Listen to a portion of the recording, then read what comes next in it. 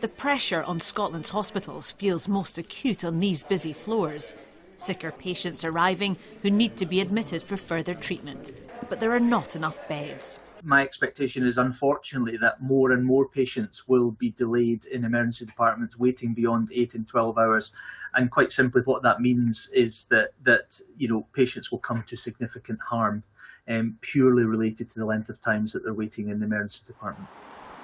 Problems accessing other health services means some feel they've nowhere else to turn but to the emergency department. Before COVID, 12-hour waits in A&E were unusual, but it's been happening more and more. Last week, 630 people experienced very long waits, some stretching into several days.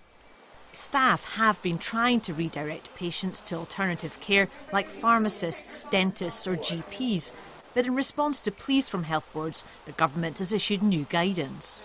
Can some people expect to be turned away from emergency departments? I wouldn't use the expression turned away. The emergency rooms remain open. A&E will still be there 24 hours a day. This will not be administrative staff or porters at the door guarding it, telling you you can't come in. This will be senior clinicians making decisions about where you should get the right care and the right place. But every part of the health service is stretched.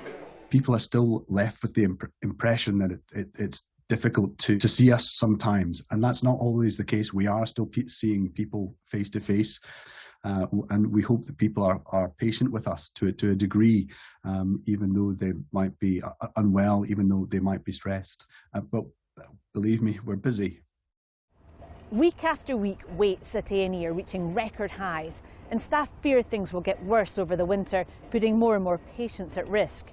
Turning away people who don't need to get their treatment here might relieve some of that pressure, but freeing up beds across the entire hospital is a problem for the whole of the NHS, not just emergency doctors.